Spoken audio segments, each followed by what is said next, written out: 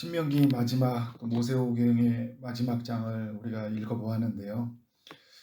개인적으로 창세기, 출애굽기, 레위기, 민수기, 신명기 매일 한 장씩 씨름하면서 살펴볼 수 있어서 너무 감사했습니다. 3년 전에도 개인적으로 묵상을 했었는데 이번에는 설교자로서 씨름하며 묵상을 하는 또 다른 은혜의 시간이 되었던 것 같아요. 또 3년 뒤에는 또 다르게 또 다가오는 말씀이 되겠죠. 더욱 우리의 신앙이 깊어지고 더욱 풍성해지고 또 하나님 알아가는데 우리의 삶이 은혜로워지기를 주 이름으로 축원합니다. 1절의 말씀을 보니까 모세는 모압 평지에서 느보산에 올라가 여리고 맞은편 비스가 산꼭대기에 이르렀다고 합니다. 이곳에서 하나님과 마지막 대화가 이루어지는데요. 하나님은 이스라엘이 정복해야 할 모든 땅을 보여주면서 이제 2절부터 3절, 1절부터 3절까지 보여주고 나서요. 4절에 이렇게 말을 합니다. 내가 아브라함과 이삭과 야곱에게 맹세하여 그 후손에게 주리라 한 땅이라 다 보여주면서 이 모든 땅이 약속해 주었던 땅이야. 내가 내 눈으로 보게 하였거니와 너는 그리로 건너가지 못하리라. 여러분 이 말씀이 어떻게 들린가요? 한편에서는 굉장히 감격스러운데 다른 한편에서는 굉장히 아쉬움이 남는 말씀이에요. 하나님의 약속이 성취될 것을 생각하면 너무 감격스럽잖아요. 이때를 위해서 찾아왔어요. 120년이라는 세월이 지나가는데 주마등처럼 또 정말 지나가는 그 세월을 보면서 정말 하나님께서 모세를 만나주시고 또 모세의 인생 속에 이렇게 비전을 주시고 또 여기까지 이르게 하셔서 이제 저것을 향해 가는구나. 정말 감격스럽잖아요. 그리고 지금 이 다음 세대, 이 2세대들이 밟을 것을 생각하니까 너무 감격스러운 거죠. 그런데 이 약속의 현장의 땅에 자신이 발을 한 걸음도 내디딜 수 없다는 그 아쉬움이 얼마나 크겠어요. 제가 모세라고 한다고 해도 만감이 교차할 것 같아요. 예를 들어서 그런 생각을 해봤어요. 제가 이제 기쁨의 동산교회에서 충성스럽게 봉사를 다 해나갔는데 정한석 너는 이제 여기까지야. 너는 여기까지가 끝이고 너는 이제 이곳으로 삶을 다하는 거야 하면 뭐 이런 생각이 들 수 있잖아요. 굉장히 참 감격스러우면서 또 아쉬움이 남는 말씀이다. 왜냐하면 7절에 보면 모세가 이제 나이가 이제 죽을 때가 모세가 이제 나이가 120세가 되었는데요. 그의 눈이 흐리지 아니하였고 기력이 쇠하지 아니하였대요. 그러니까 아직 뭐예요? 가서 할만하다는 거예요. 가나안 땅에 들어가는 것은 전혀 문제가 되지 않는다는 거예요. 정복 정쟁 할만하다는 거예요. 그런데 하나님이 너는 여기까지야 라고 말을 하고 있어요. 모세가 이제 어떤 일이 일어났어요?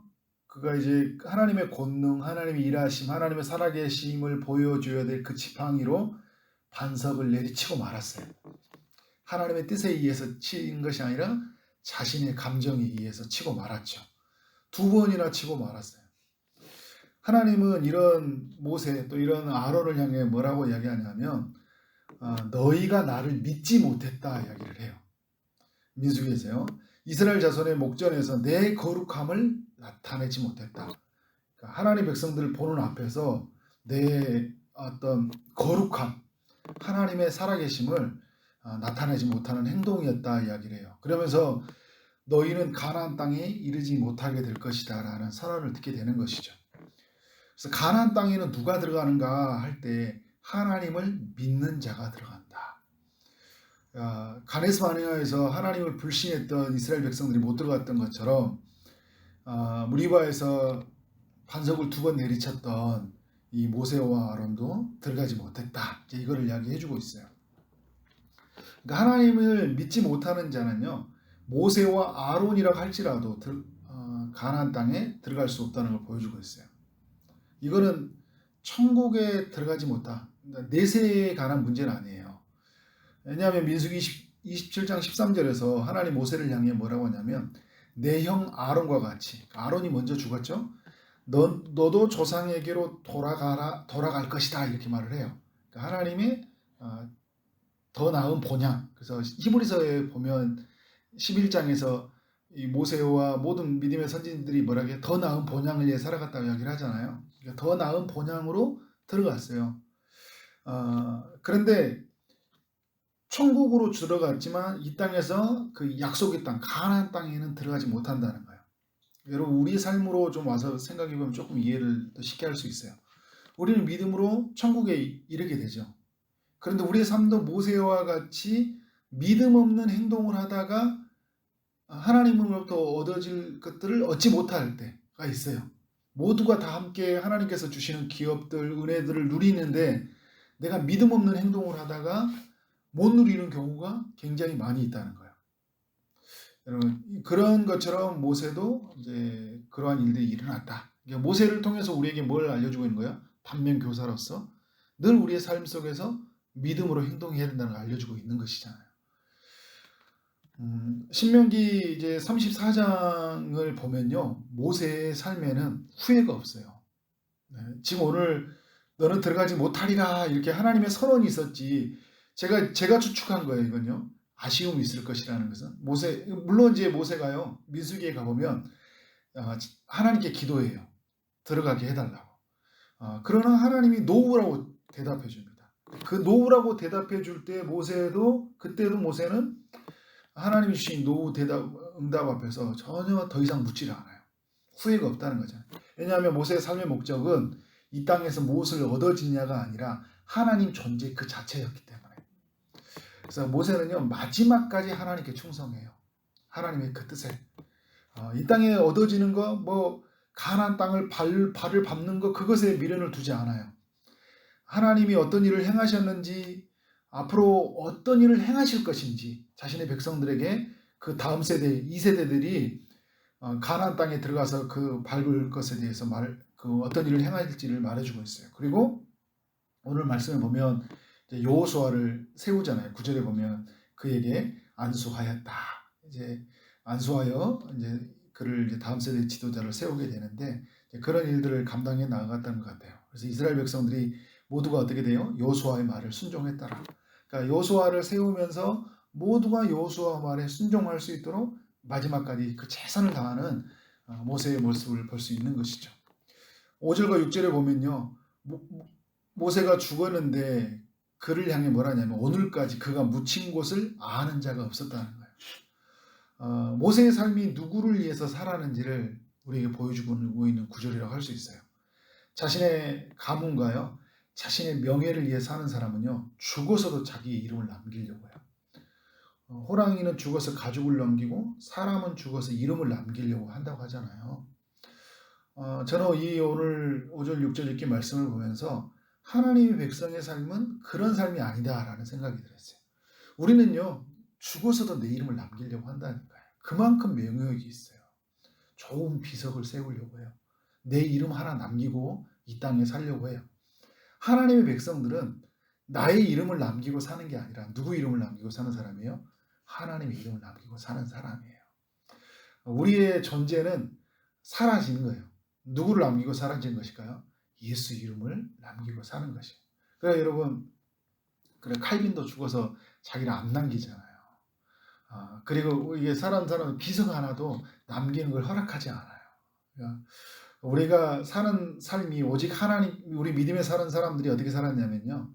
오직 하나님께 영광, 오직 은혜, 오직 말씀, 오직 그리스도, 오직 예수. 오직이라는 말이 들어가잖아요. 거기에 다른 걸 붙이지 않았어요. 거기에 안에 살았던 나, 또 우리에게 있는 내가 얻었던 이 땅에서 내가 세워졌던 교회, 얼마만큼 내가 전도했냐, 얼마만큼 내가 뭘 했냐, 이런 걸 전혀 남기지 않았어요. 보면 이제 11절, 12절에 보면 10절부터 보면요. 모세와 같은 선지자가 일어나지 않았다고 그래요.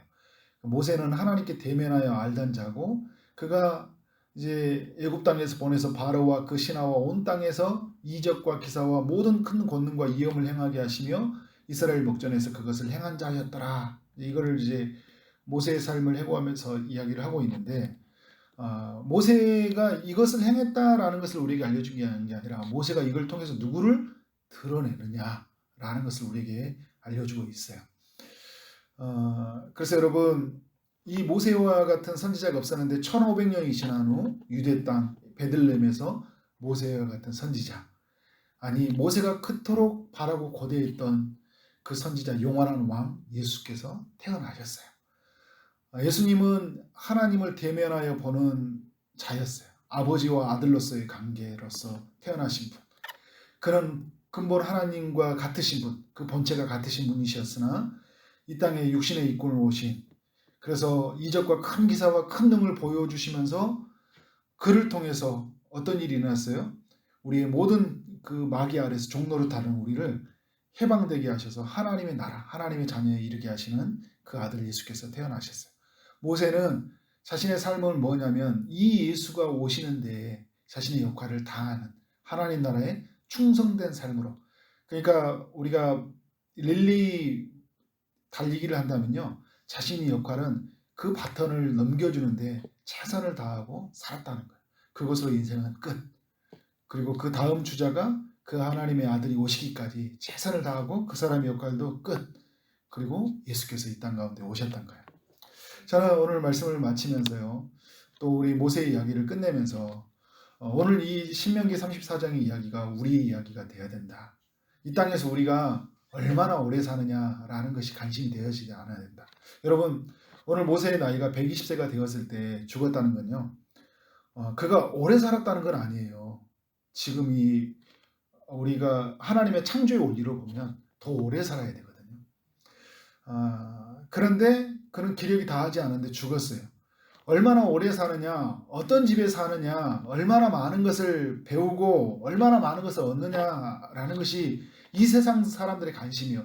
어떻게 내 이름을 남기느냐는 것이 사람들의 관심이잖아요.